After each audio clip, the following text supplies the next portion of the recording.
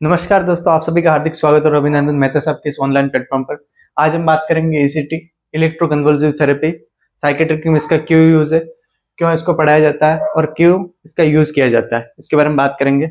सबसे पहले बात करेंगे ईसीटी। ईसीटी की फुल फॉर्म होती है इलेक्ट्रोकन्वल्सिव थेरेपी। क्यों दी जाती है, किस पेशेंट को दी जाती है, क्या डेफिनेशन है, किसने इसका आविष्कार किया, तो उस सब के बारे में बात करेंगे। सबसे पहले बात करेंगे डेफिनेशन की।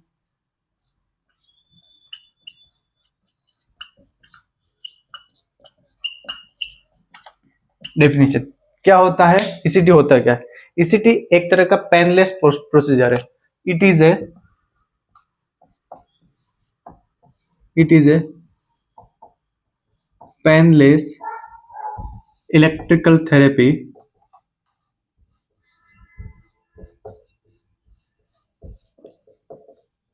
in which provide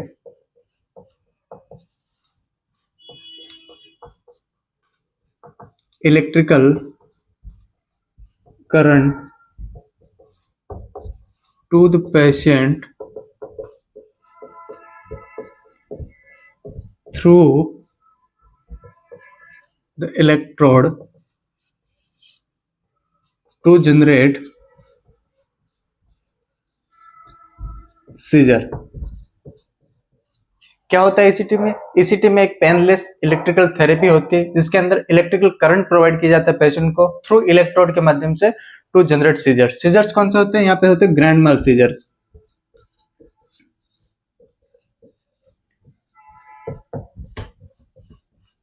कौन से सीजर्स होते हैं यहाँ पे? ग्रैंड माल सीजर। अब बात करेंगे डिस्कवरी। इसको डिस्कवर किसने किया था? इसकी डिस्कवरी की थी दो साइंटिस्ट ने। इसकी डिस्कवरी दो साइंटिस्ट ने की थी। उनका नाम है ह्यूगो सेरेलिटी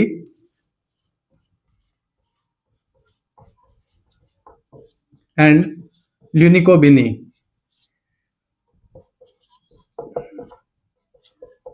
इन 1938 डिस्कवरी की थी ह्यूगो सेरेलिटी ने और ल्यूनिको बेनी ने 1938 में। उसके बाद बात करेंगे ईसीटी। ईसीटी के कौन कौन से मेथड्स है जिसके द्वारा अपन ईसीटी प्रोवाइड कर सकते हैं। मेथड्स ऑफ ईसीटी बात करेंगे।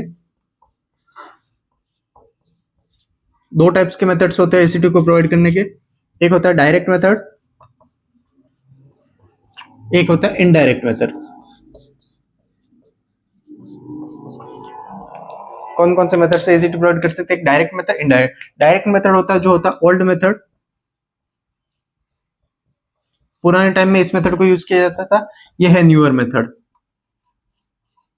अभी के जनरेशन में यह मेथड यूज किया जाता है। डायरेक्ट मेथड को कहते हैं ट्रेडिशनल मेथड भी कहते हैं,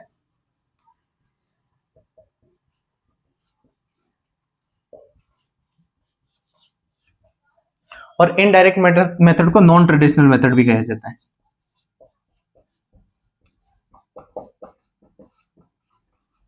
अभी के टाइम में डायरेक्ट मेथड यूज नहीं किया जाता है, इनडायरेक्ट मेथड यूज किया जाता है। डायरेक्ट मेथड क्यों कहते हैं? क्योंकि इसमें किसी भी टाइप की कोई मेडिकेशन का यूज नहीं किया जाता था। No medication use.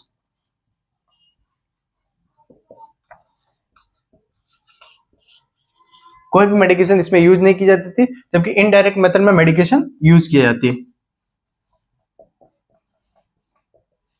With medication. इस टाइप की ईसीटी को मेडिकेशन की सहायता से दी जाती है। मोस्ट कॉमन कॉम्प्लिकेशन क्या होते हैं दोनों प्रोसीजर के? कॉम्प्लिकेशन की बात करते हैं। यदि अपन डायरेक्ट ईसीटी देंगे तो क्या कॉम्प्लिकेशन हो सकते हैं, और इनडायरेक्ट ईसीटी देंगे तो क्या क्या कॉम्प्लिकेशन हो सकते हैं। डायरेक्ट ईसीटी का मोस्ट कॉमन कॉम्प्लिकेशन है फ्रैक्चर। भाई इनडायरेक्ट ईसीटी का मोस्ट कॉमन कॉम्प्लिकेशन है मेमोरी लॉस।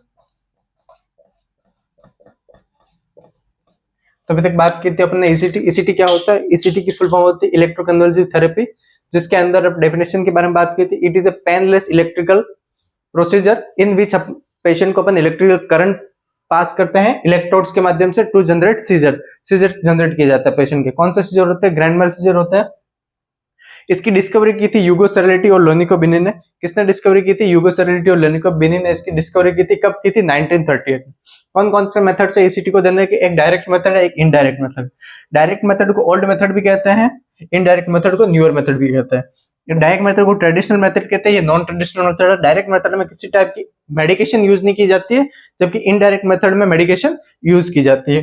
कॉम्प्लिकेशन क्या है, इसका कॉम्प्लिकेशन है फ्रैक्चर और इसका कॉम्प्लिकेशन है मेमोरी लॉस। इसके बाद याद करेंगे कौन कौन से पैरामीटर्स होते हैं एसीटी को देने के लिए। जब हम किसी पेशेंट को एसीटी दे रहे हैं, किस पैरामीटर्स के आधार पर एसीटी दी जाती है, उसके बारे में डिस्कवर करेंगे।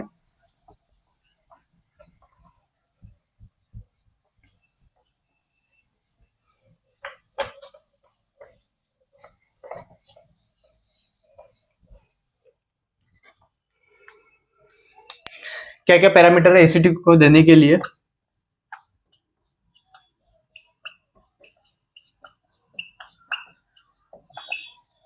पैरामीटर, उसमें कितना करंट का वॉल्यूम होगा, कितना वोल्टेज होगा, कितना फ्लो होगा, कितने ड्यूरेशन के लिए देते हैं, सीजर टाइम क्या रहेगा, क्या फ्रीक्वेंसी रहेगी, उन सारी चीजों की बात करेंगे हम यहाँ पे। सबसे पहले याद करेंगे करंट का वोल्टेज।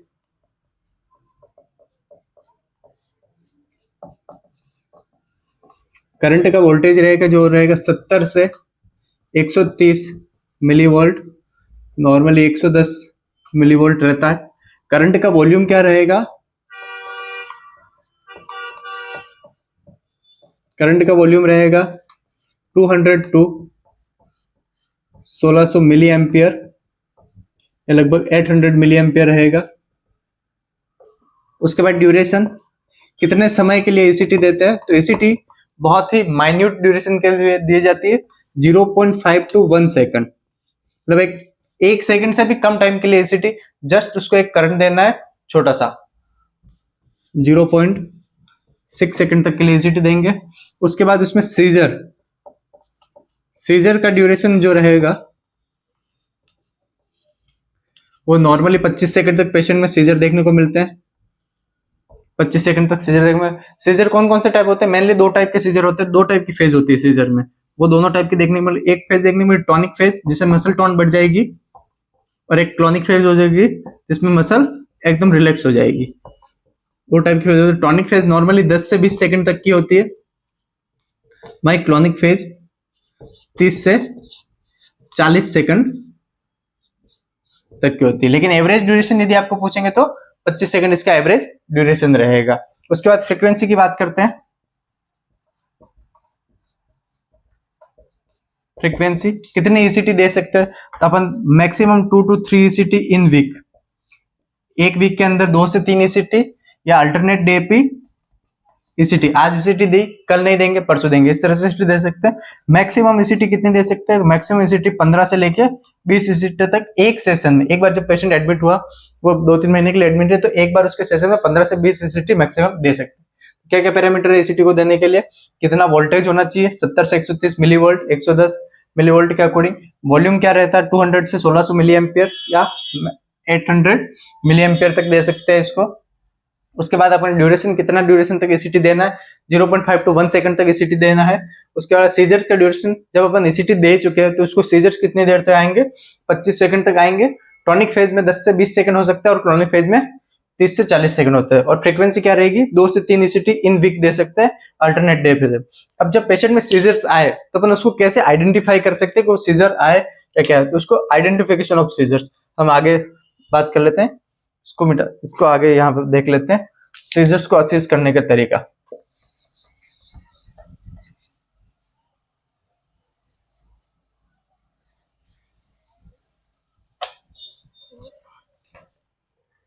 जो सीजर आए हैं उसको असेस कैसे करेंगे, मेनली 3 मेथड होते हैं सीजर्स को असेस करने के लिए। फर्स्ट है ईईजी, इलेक्ट्रोएन्सेफेलोग्राफी। उसकी ब्रेन की एक्टिविटी चेक करेंगे, जैसे अपन ईसीजी कर सकते हैं उसी तरह उस ब्रेन के ऊपर लीड लगा देंगे, उसकी ब्रेन की एक्टिविटी चेक करेंगे, किसी प्रकार का करंट का वोल्टेज क्या है, उसमें सीजर आया नहीं है। ईईजी ये मोस्ट रिलायबल मेथड है, सबसे रिलायबल मेथड है सीजर्स को चेक करने के लिए ईईजी, इलेक्ट्रोएन्सेफेलोग्राफी। सेकंड में से मेथड है बीपी का, ये मोस्ट कॉमन यूज होता है, मोस्ट कॉमन यूज करते हैं। पेशेंट के हाथ में बीपी का कप मान लेंगे, उसमें फिर चेक करेंगे कि यदि बीपी कप में फ्लक्चुएशन हो, जो पारा ऊपर नीचे हो रहा है, तो अपन को पता चलेगा पेशेंट में सीजर आ रहा है। और थर्ड है आई ब्लिंकिंग मेथड,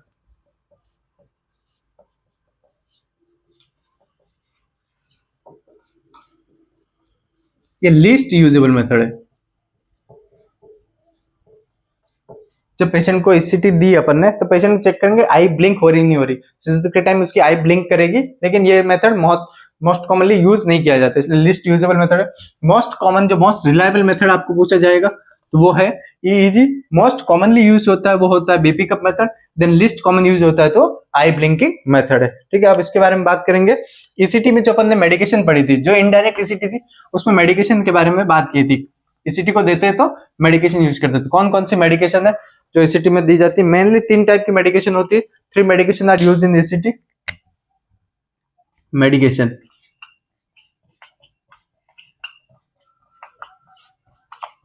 ईसीटी को एट ए टाइम कौन कौन सी मेडिकेशन दी जाती है? तो उसमें फर्स्ट मेडिकेशन है, मेडिकेशन को याद करने के लिए एक न्यूमोनिक है आम। इस न्यूमोनिक इसके अकॉर्डिंग मेडिकेशन फर्स्ट देंगे एंटीकोलिनर्जिक, सेकंड एनेस्थेटिक और थर्ड है मसल रिलैक्सेंट। इस तरह से याद करना है। फर्स्ट है एंटीकोलिनर्जिक मेडिकेशन।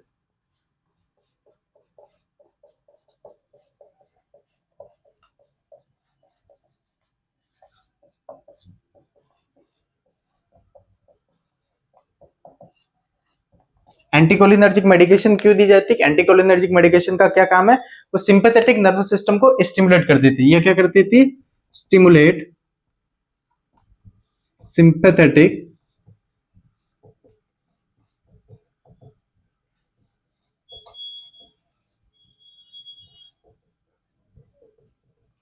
जो बॉडी का सिंपैथेटिक नर्व सिस्टम है उसको स्टिमुलेट कर देती है।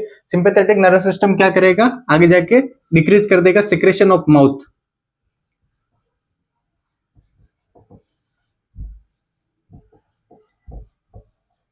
जो ओरल सिक्रेशन आ रहा है उसको डिक्रीज कर देगा। अपन को ओरल सिक्रेशन डिक्रीज क्यों कराना है? ताकि prevent risk of aspiration. Patient में क्या होगा? रिस्क ऑफ एस्पिरेशन होने का चांस रहेगा जब उसको एसिटी देंगे, तो उसको एस्पिरेशन को कम करने के लिए अपन एंटीकोलिनर्जिक मेडिकेशन है क्यों दे रहे हैं? To prevent risk of aspiration. Aspiration के रिस्क को प्रिवेंट करने के लिए एंटीकोलिनर्जिक। एंटीकोलिनर्जिक में कौन सी मेडिकेशन देंगे? तो आती है अपने पास एक आती है मेडिकेशन एट्रोपिन सल्फेट।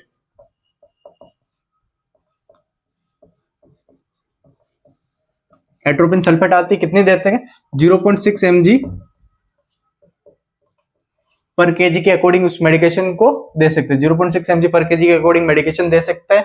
कैसे कैसे दे सकते हैं? 2 तरीके होते हैं। या तो पेशेंट को आईएम या सबक्यूटेनियस दे दो। आईएम या सबक्यूटेनियस उस मेडिकेशन तो दे रहे हो 30 मिनट बिफोर ईसीटी। ईसीटी से 30 मिनट बिफोर, 30 मिनट ईसीटी देने से। अपना प्लान है इतने बजे ईसीटी से 9:30 बजे ईसीटी देना है, तो 9 बजे ये मेडिकेशन दे देने। लेकिन यदि इस मेडिकेशन को आईवी दे रहे हैं तो जस्ट बिफोर ईसीटी, ईसीटी देने से जस्ट बिफोर देनी। दोनों कंडीशन में अपन इस मेडिकेशन को दे सकते हैं। एट्रोपिन सल्फेट को 0.6 mg पर केजी के अकॉर्डिंग देना है। आईएम या सबक्यूटेनियस दे रहे हैं तो 30 मिनट बिफोर ईसीटी, और आईवी दे रहे हैं तो जस्ट बिफोर ईसीटी हो सकता है। पहली मेडिकेशन होगी एंटीकोलिनरी, दूसरी अपने पास एनेस्थेटिक।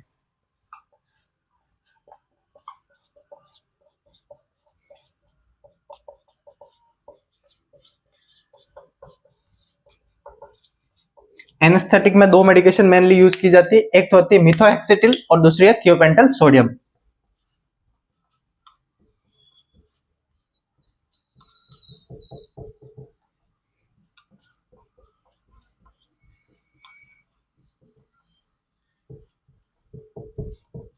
मिथोहेक्सेटिल मोस्ट कॉमन यूज की जाती है। ये जो होती है वो सेकंड मोस्ट कॉमन यूज हो जाती है। इसका डोज याद रखना है 2 to 3 mg पर केजी। एनेस्थेटिक मेडिकेशन में 2 आएगी, एक तो होती है मिथोहेक्सेटिल, दूसरी आएगी thiopental sodium. Methohexital most commonly use की जाती है और सेकंड मोस्ट कॉमन यूज किया जाता है थियोपेंटल सोडियम, जिसकी डोज 2 to 3 mg पर केजी। और थर्ड मेडिकेशन है अपने पास, एक एंटीकोलिनर्जिक आम से, एक एंटीकोलिनर्जिक हो गया, एक एनेस्थेटिक हो गया, थर्ड हो गया अपने पास मसल रिलैक्सेंट।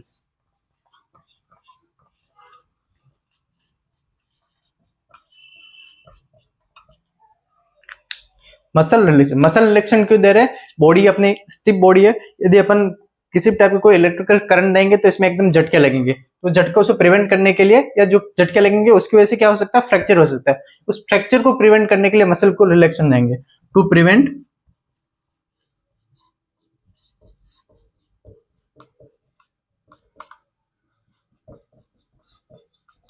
फ्रैक्चर को प्रिवेंट करने के लिए मसल रिलैक्सेशन देंगे। मसल रिलैक्सेशन में मोस्ट कॉमनली यूज की जाती है, कौन सी की जाती है? सक्सिनाइल कोलिन, जिसको स्कोलिन के नाम से भी जाना जाता है, succinyl Colin.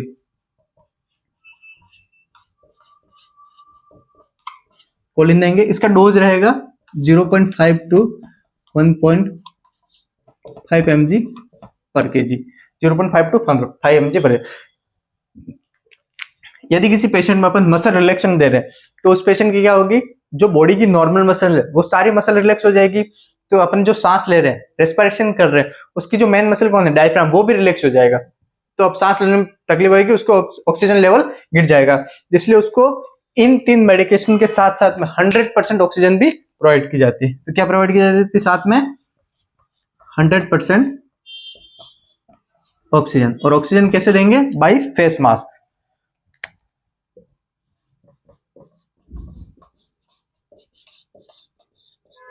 By face mask उसको ऑक्सीजन प्रोवाइड करेंगे। तो अपन ने 3 मेडिकेशन के बारे में पढ़ा था। एंटीकोलिनर्जिक मेडिकेशन, एंटीकोलिनर्जिक मेडिकेशन क्या करती है? स्टिमुलेट करती है सिंपैथेटिक नर्व सिस्टम को। सिंपैथेटिक नर्व सिस्टम स्टिमुलेट होगा, वो क्या करेगा? माउथ के सिक्रेशन को कम कर देगा। माउथ के सिक्रेशन को हमको क्यों कम कराना है? ताकि उसका रिस्क को प्रिवेंट करते हैं, रिस्क ऑफ एस्पिरेशन को कम करने के लिए। एंटीकोलिनर्जिक मेडिकेशन में एट्रोपिन सल्फेट थी, 0.6 mg पर केजी के अकॉर्डिंग दे सकते हैं वो। आईएम या सबक्यूटेनियस दे रहे तो 30 मिनट बिफोर देंगे, और यदि अपन उसको आईवी दे रहे जस्ट बिफोर ईसीटी देंगे। सेकंड मेडिकेशन थी अपने पास एनेस्थेटिक। एनेस्थेटिक में अपने पास 2 ऑप्शन है, मिथोएक्सिट्रिल जो मोस्ट कॉमनली यूज किया जाता है क्लिनिकल प्रैक्टिस में। सेकंड मोस्ट कॉमन है थियोपेंटल सोडियम। थियोपेंटल सोडियम का डोज याद कर लेना, 2 to 3 mg पर केजी होता है। और थर्ड अपने पास है मसल रिलैक्सेशन। मसल रिलैक्सेशन क्यों दे रहे हैं? ताकि पेशेंट को फ्रैक्चर होने से बचाने के लिए। कौन सी मसल ले रहे हैं? सक्सिनाइल कोलिन, स्कोलिन के नाम से जानते हैं इसको। 0.5 to 1.5 mg पर केजी के अकॉर्डिंग दे सकते हैं उसको। और थर्ड पार्ट आएगा ऑक्सीजन, उसको ऑक्सीजन देना फेस मास्क के आगे।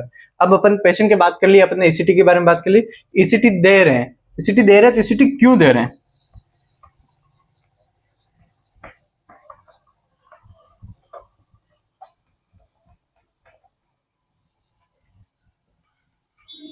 इसके इंडिकेशन के बारे में दे रहे हैं, पढ़ेंगे। ईसीटी दे रहे हैं तो ईसीटी किस रीजन से ईसीटी दे रहे थे, इंडिकेशन के बारे में पढ़ेंगे। ईसीटी देने की जरूरत क्यों पड़ी?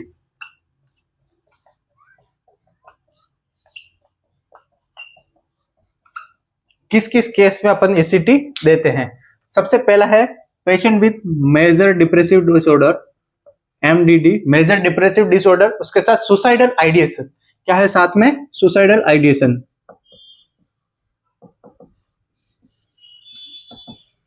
पेशेंट को मेजर डिप्रेशन है और उसके साथ में सुसाइडल आइडिएशन है, तब अपन ईसीटी देंगे। सेकंड मोस्ट कॉमन यूज करते हैं सिजोफ्रेनिया में। स्किज़ोफ्रेनिया कौन सा हो गया? Catatonic schizophrenia.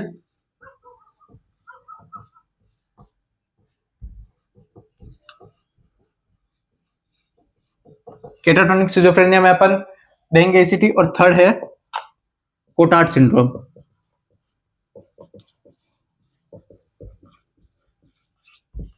कोटार्ड सिंड्रोम है। इसके अलावा अपन नॉर्मली मेनिया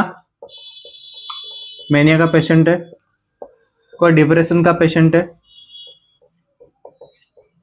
किसी पेशेंट को ओसीडी है, किसी पेशेंट को न्यूरोलेप्टिक मैलिग्नेंट सिंड्रोम है, उस केस में भी ईसीटी देंगे। लेकिन जो ऊपर के जो 3 बताए थे, फर्स्ट, सेकंड एंड थर्ड, इसमें ट्रीटमेंट ऑफ चॉइस ईसीटी ही रहेगा। ये जो है वो ट्रीटमेंट ऑफ चॉइस ईसीटी। कभी भी क्वेश्चन में आ जाए किसी पेशेंट को कोटार्ड सिंड्रोम है, कैटाटोनिक सिजोफ्रेनिया या सुसाइडल आइडिएशन आ जाए, मेजर डिप्रेसिव डिसऑर्डर के साथ सुसाइडल आइडिएशन आ रहा है, तो उसका ट्रीटमेंट ऑफ चॉइस क्या रहेगा? ईसीटी। इसमें पेशेंट मेडिकेशन से ट्रीटमेंट नहीं हो पाएगा, इनको ईसीटी देनी ही पड़ेगी। फिर कुछ केस में मेनिया हो गया, डिप्रेशन हो गया, ओसीडी हो गया, उसमें भी ईसीटी दे सकते हैं। कॉन्ट्रा इंडिकेशन के बारे में बात करेंगे, किस किस कंडीशन में ईसीटी नहीं दी जा सकती।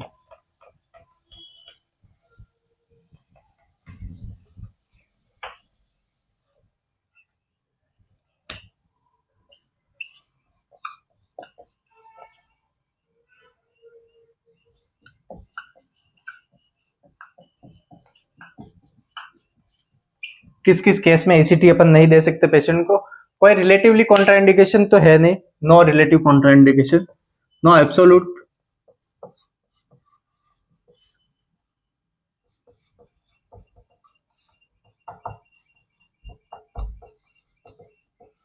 नॉर्मली सभी पेशेंट में एसीटी दे सकते हैं, कोई ऐसा कॉन्ट्राइंडिकेशन है नहीं। लेकिन किसी किसी केस में यदि पेशेंट को रिसेंट एमआई हुआ है, मायोकार्डियल इंफ्रैक्शन हुआ है, तब ईसीटी नहीं दी जाती है, या पेशेंट को इंक्रीज आईसीपी है, या कोई ब्रेन लीजन्स है उसके, उस केस में अपन ईसीटी को अवॉइड करेंगे। रेटिनल डिटेचमेंट हो रखा है,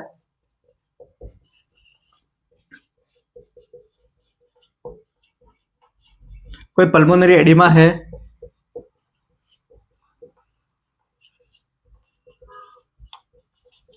इन सारे केसेस में अपन ईसीटी को कॉन्ट्राइंडिकेट करेंगे, अपन पेशेंट को एंटी साइकोटिक मेडिकेशन से ट्रीटमेंट करने की कोशिश करेंगे।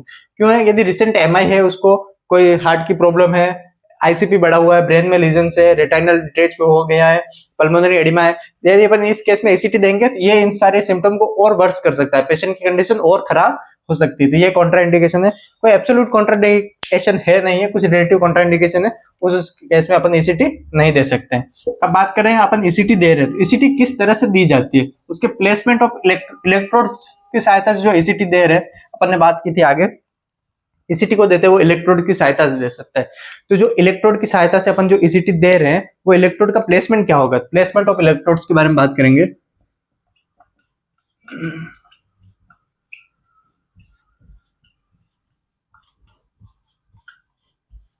प्लेसमेंट ऑफ इलेक्ट्रोड मेनली दो तरह से इलेक्ट्रोड को प्लेस किया जा सकता है। एक तो यूनिलेटरल, ब्रेन के एक साइड में प्लेस किया जाता है, या बाइलेटरल, दोनों साइड में। दो तरह से इलेक्ट्रोड को प्लेस किया जा सकता है।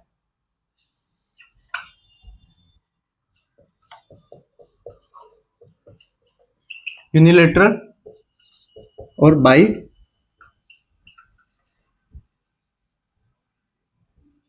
बाइलेटरल, यूनिलेटरल और बाइलेटरल, बॉडी के एक साइड में या बॉडी के दोनों साइड में इलेक्ट्रोड को प्लेस किया जा सकता है। इसको मोस्ट कॉमन यूज किया जाता है, इसको लिस्ट यूज किया जाता है। यूज हमेशा इसमें यूज करेंगे तो बॉडी के नॉन डोमिनेंट साइड में यूज करेंगे।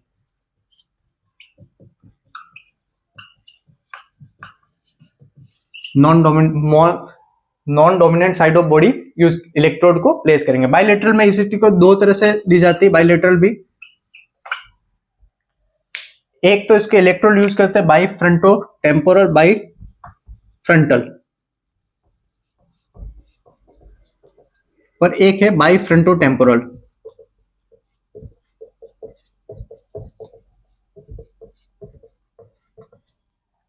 इसमें नाम से ही क्लियर है, बाई फ्रंटल मतलब दोनों साइड फ्रंटल बोन पे लगाएंगे। इसमें है बाई फ्रंटो टेम्पोरल, एक साइड की फ्रंटल बोन, एक साइड की टेम्पोरल बोन पे यूज करेंगे। किस तरह से ईसीटी दी जाती है? बाई फ्रंटल में इसमें क्या आएंगे, दोनों इलेक्ट्रोड जो प्लेस किए जाएंगे, first and second electrode,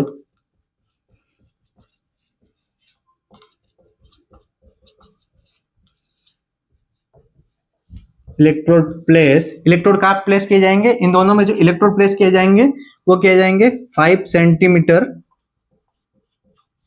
above the outer canthus. जैसे ये पर्सन है, इसका फेस है, ये उसकी एक आंख है, ये उसकी दूसरी आंख है, ये उसका आउटर कैंथस हो गया एक आंख का, ये उसका दूसरी आंख का आउटर कैंथस हो गया। इनसे 5 सेंटीमीटर अबव की एक इमेजिनरी लाइन खींचनी, ये 5 सेंटीमीटर अबव, ये दूसरा 5 सेंटीमीटर अबव, और यहाँ पे अपन को क्या करना है, एक इलेक्ट्रोड इधर की साइड प्लेस करना है, दूसरा इलेक्ट्रोड इधर की साइड प्लेस करना है। तो बाई फ्रंटो टेम्पोरल में क्या हो गया, दोनों साइड के कॉर्नर लिए है अपन ने, आउटर कैंथस लिया आई के, यहाँ से 5 सेंटीमीटर अबव दोनों साइड को फ्रंटल लोब पे अपन ने क्या कर दिया, दो इलेक्ट्रोड प्लेस कर दिए यहाँ पे। बाई फ्रंटो टेम्पोरल में क्या होगा, इसमें फर्स्ट इलेक्ट्रोड तो सेम यूज किया जाएगा, एक तो यूज किया जाता है फ्रंटल बोन पे 5 centimetre above,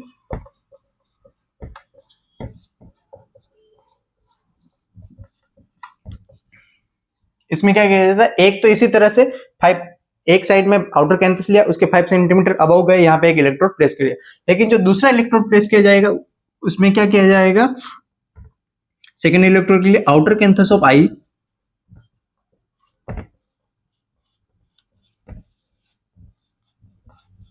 to tragus of ear, draw a imaginary line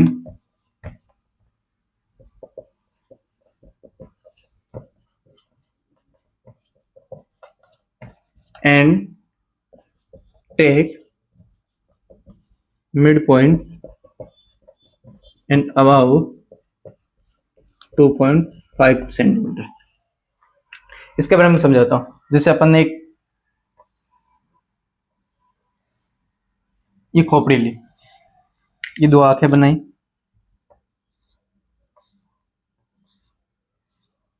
दो इलेक्ट्रोड प्लेस कर रहे हैं, एक है फ्रंटल बोन पे, एक होता है टेम्पोरल बोन पे। फ्रंटल बोन पे जो कर रहे हैं आउटर कैंथस ऑफ ईयर, ये आउटर कैंथस ऑफ ईयर लिया, यहां से 5 सेंटीमीटर अबव गए 5 सेंटीमीटर, और यहाँ पे अपन ने एक इलेक्ट्रोड को प्लेस कर दिया, यहाँ पे अपन ने एक इलेक्ट्रोड प्लेस कर दिया। ये अपना हो गया फर्स्ट इलेक्ट्रोड, यहाँ हो गया। दूसरे इलेक्ट्रोड के लिए क्या करेंगे, ये यहाँ पे ईयर इस पेशेंट का, ये ईयर मानते हैं, ये आउटर कैंथस, ये हो गया आउटर कैंथस ऑफ आई, ये हो गया टर्गस ऑफ ईयर, ये वाला टर्गस ऑफ ईयर। यहां से दोनों के बीच में एक इमेजिनरी लाइन खींची, ये इमेजिनरी लाइन खींची, इन दोनों के बीच में एक यहां से लेके यहां तक एक इमेजिनरी लाइन खींचनी, इस इमेजिनरी लाइन का मिड पॉइंट यहां से यहां तक खींची, इसका मिड पॉइंट मान चलिए ये मिड पॉइंट हो गया, ये मिड पॉइंट हो गया। इस मिड पॉइंट से 2.5 सेंटीमीटर अबव, यहाँ पे ये 2.5 सेंटीमीटर अबव ये पॉइंट बना, यहाँ पे अपन को सेकंड इलेक्ट्रोड प्लेस करना है, यहाँ पे समझ में आएगा। फर्स्ट हो गया frontal, outer canthus of eye से 5 सेंटीमीटर अबव पहला लेंगे। सेकंड है draw a imaginary line between outer canthus of eye, इस लाइन का ये होगा, इसका आउटर कैंथस ऑफ आई से लेकर टर्गस ऑफ ईयर तक एक लाइन खींची, यहाँ पे एक मिड पॉइंट लिया, इस मिड पॉइंट से 2.5 सेंटीमीटर अबव अपन को ये लगाना है। और यूनिलेटरल में क्या होगा, एक जो इलेक्ट्रोड प्लेस किया गया, इसमें भी दो इलेक्ट्रोड प्लेस, इसमें भी इलेक्ट्रोड दो प्लेस किए जाएंगे। अभी तक अपन बाइलेटरल में याद करें कि दोनों ब्रेन के दोनों साइड में, यूनिलेटरल में क्या होगा, ब्रेन के एक साइड, इसी साइड प्लेस कर रहे हैं, मान के चल राइट साइड में मेनली यूज किया जाता है, तो राइट साइड में प्लेस कर रहे हैं। तो एक तो होगा टेम्पोरल रीजन पे,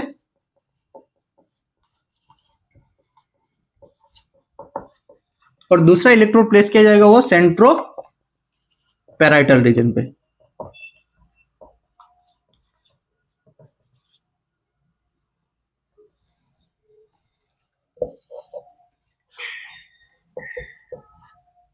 जैसे ये बॉडी है,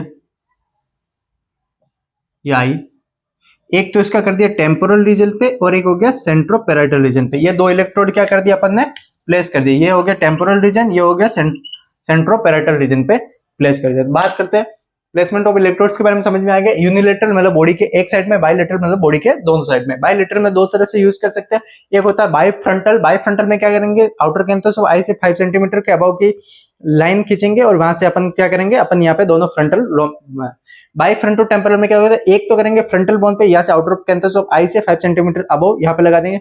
दूसरा करेंगे आउटर कैंथस ऑफ आई से टर्गस ऑफ ईयर के बीच में एक इमेजिनरी लाइन खींचेंगे, उस इमेजिनरी लाइन से 2.5 सेंटीमीटर अबव अपन क्या करेंगे, दूसरा लगाएंगे, इलेक्ट्रोड्स प्लेस करेंगे। और यूनिलेटरल में एक लगाएंगे टेम्पोरल रीजन पे, एक लगाएंगे सेंट्रो पैराइटल रीजन के ऊपर लगाएंगे। ये सारी बात हो गई। अब बात करेंगे अपन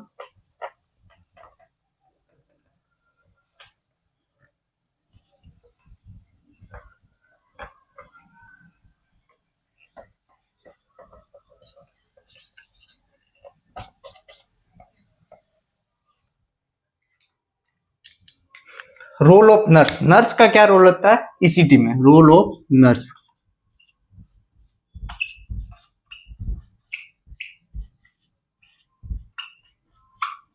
नर्सिंग ऑफिसर का क्या रोल है ईसीटी प्रोवाइड करने में। तो तीन तरह के रोल होते हैं नर्सिंग ऑफिसर के। ड्यूरिंग ईसीटी अलग रोल होता है, बिफोर ईसीटी अलग रोल होता है, आफ्टर ईसीटी। तो तीनों अलग अलग फेज में डिवाइड करके बात करेंगे। अपन पहले बात करेंगे before ECT.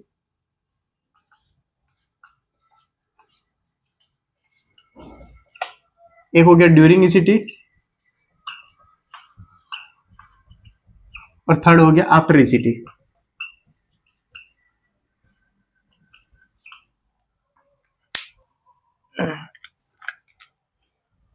Before ECT, ECT से पहले क्या करेंगे, यदि किसी पेशेंट को अपन कोई प्रोसीजर कर रहे हैं तो सबसे पहले क्या करेंगे, एक्सप्लेन द प्रोसीजर। सबसे फर्स्ट में क्या करेंगे, explain procedure.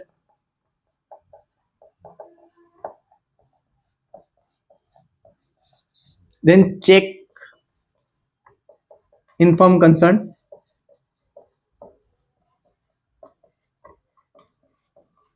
Inform consent. Consent लेने का काम होता है डॉक्टर का, नर्सिंग ऑफिसर का काम होता है इन्फॉर्म कंसर्न को चेक करना। अब पेशेंट साइकेट्रिक पेशेंट है तो वो इन्फॉर्म कंसर्न दे नहीं पाएगा, तो फैमिली मेंबर देंगे। तो नर्सिंग ऑफिसर का काम है इन्फॉर्म कंसर्न लिया या नहीं लिया ईसीटी देने से पहले वो चेक करने का काम है नर्सिंग ऑफिसर का। प्रोसीजर को एक्सप्लेन कर दिया, कंसर्न चेक कर दिया, उसके बाद उसकी करेंगे हेड शैम्पूइंग।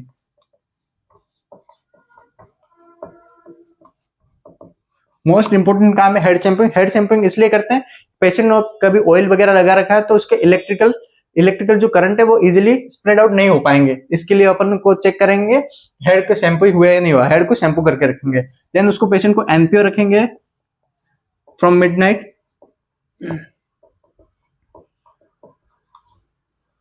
उसके बाद उसके कोई आर्टिफिशियल उसने गहने वगैरह पहन रखे वो हटाएंगे, कोई डेंचर्स वगैरह लगे तो वो हटाएंगे, रिमूव।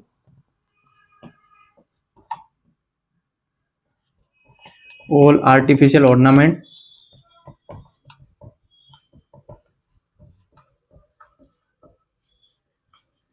And dentures. उसके बाद चेक करेंगे पेशेंट किसी टाइप का एंटी एपिलेप्टिक ड्रग तो नहीं लेगा, स्टॉप करेंगे all epileptic drug, stop all epileptic. जो सीजर्स को प्रिवेंट करने के लिए ड्रग है, जैसे अपन सोडियम, ये इसके बारे में बात करें, लिथियम वगैरह बात कर देते हैं। लिथियम क्या करती है, एपिलेप्सी को कम कर देती है, तो जो सीजर्स नहीं आएंगे। अपना मेन रोल क्या है, सीजर्स प्रोवाइड करने हैं पेशेंट को। तो जो सीजर्स को प्रिवेंट करने वाली ड्रग है वो सारी पूरी रात में क्या करेंगे, बंद करेंगे। देन अपन चेक करेंगे पेशेंट के वाइटल साइन। वाइटल साइन हमेशा तीनों में चेक करना है, नॉर्मल है पेशेंट के वाइटल साइन हमेशा कंपलसरी है। नर्सिंग ऑफिसर का वाइटल साइन हमेशा अपन को चेक करना ही करना है। उसके बाद अपन क्या करेंगे, प्रोवाइड करेंगे प्री मेडिकेशन। प्री मेडिकेशन में कौन सी देनी है अपने को, एट्रोपिन सल्फेट।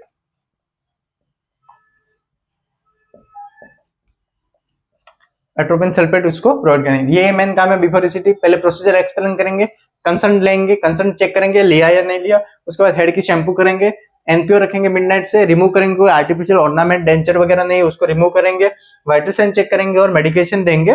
मेडिकेशन कौन सी देंगे, एट्रोपिन सल्फेट। कितनी देते हैं एट्रोपिन सल्फेट, 0.6 mg पर kg IM दे रहे हैं 30 मिनट बिफोर।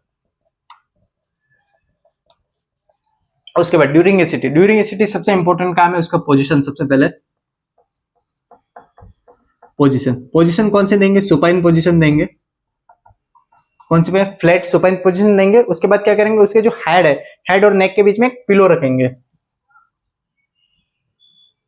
पिलो रखेंगे between head and neck.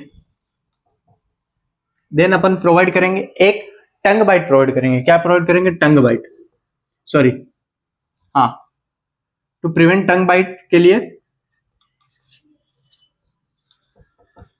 Tongue bite को प्रिवेंट करने के लिए अपन एक बाइट ब्लॉक रखेंगे मुंह में। क्या रखेंगे, बाइट ब्लॉक, बाइट ब्लॉक लगाएंगे मुंह में ताकि टंग को क्या हो, काट नहीं सके पेशेंट, उसके लिए। देन उसके बाद प्रोवाइड करेंगे मेडिकेशंस।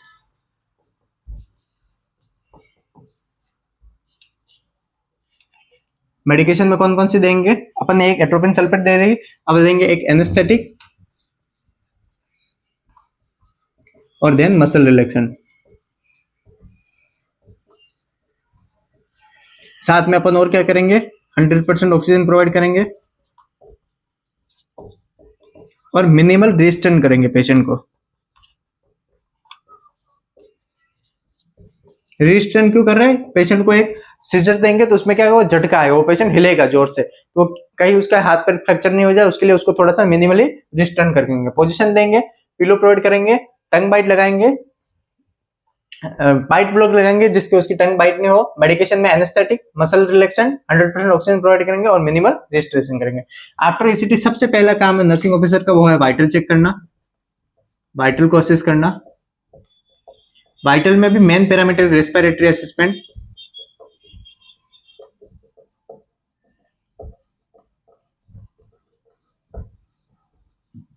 उसके रेस्पिरेशन चेक करेंगे, रेस्पिरेशन आ रहा है या नहीं आ रहा है।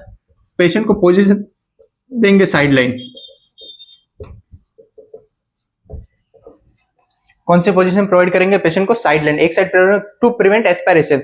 जो पेशेंट अभी सीजर से आया है उसको वो क्या पता एस्पायरेट नहीं कर जाए, इसलिए प्रिवेंट एस्पायरेशन के लिए, टू प्रिवेंट पेशेंट को क्या दिया था अपन ने, एनेस्थेसिया दिया था, उसकी वजह से उसका गैग रिफ्लेक्स नॉर्मली आया नहीं, और जब तक गैग रिफ्लेक्स नहीं आएगा पेशेंट में एस्पायरेशन के चांस बढ़ जाएंगे। इसलिए कभी भी किसी पेशेंट को एनेस्थेसिया देते हैं तो एनेस्थेसिया से रिकवरी जब होती है पेशेंट की, तो उसको हमेशा साइड लाइन पोजीशन दी जाती है ताकि वो एस्पायरेट नहीं करे, जो गैस्ट्रिक कंटेंट है उसको एस्पायरेट नहीं करे उसके लिए। उसके बाद अपन चेक उसमें पेशेंट को 30 मिनट क्लोज ऑब्जर्वेशन रखेंगे, 30 मिनट तक क्लोज ऑब्जर्वेशन, और do not give anything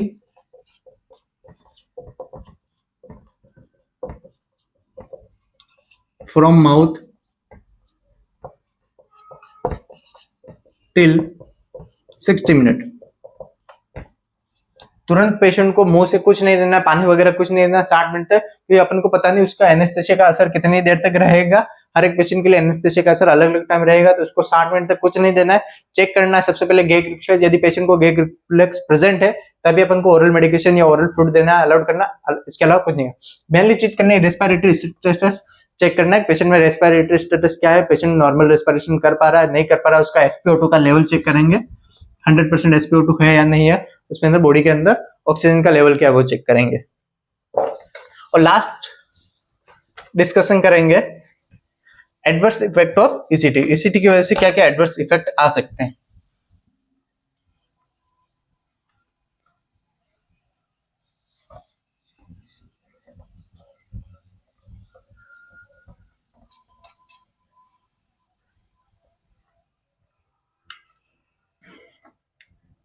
adverse effect of ECT,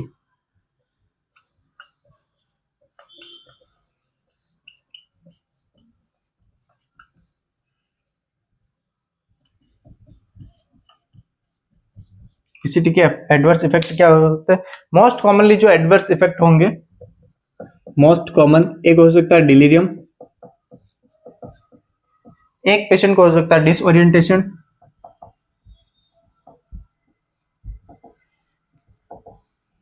जब किसी पेशेंट को इलेक्ट्रिकल करंट देंगे उसके अंदर सीजर आएगा तो डिलीरियम देखने को मिल सकता है, डिसओरिएंटेशन हो सकता है, पेशेंट में कंफ्यूजन हो सकता है, और जो नॉर्मल है रेस्टलेसनेस, कभी किसी केस में नोजिया और वोमिटिंग भी देखने को मिल सकता है, हेडेक भी देखने को मिल सकता है। ये तो हो गया नॉर्मल एडवर्स इफेक्ट। कुछ कुछ एडवर्स इफेक्ट अपन बात करेंगे जब यदि अपन डायरेक्ट ईसीटी दे रहे हैं पेशेंट को, और एक अपन बात करें इनडायरेक्ट ईसीटी। डायरेक्ट ईसीटी का मतलब होता है विदाउट मेडिकेशन यदि देंगे तो पेशेंट में फ्रैक्चर होने के सबसे ज्यादा चांस है। किसके चांस है पेशेंट में फ्रैक्चर होने के, और इनडायरेक्ट ईसीटी देंगे तो पेशेंट में सबसे ज्यादा चांस है मेमोरी लॉस के। और मेमोरी लॉस कौन सी होती है, मोस्ट कॉमन जो मेमोरी लॉस होती है वो रिट्रोग्रेड एमनेसिया होता है पेशेंट में।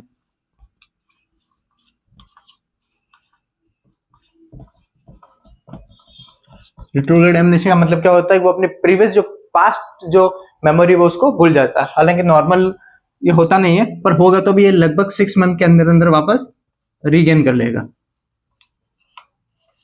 बट ये कुछ एडवर्स इफेक्ट है। आज की क्लास में हमने ईसीटी के बारे में कंप्लीट पढ़ा था। आज के लिए इतना ही। नेक्स्ट हम क्लास में और कुछ अच्छे टॉपिक के बारे में डिस्कस करेंगे। Thank you so much.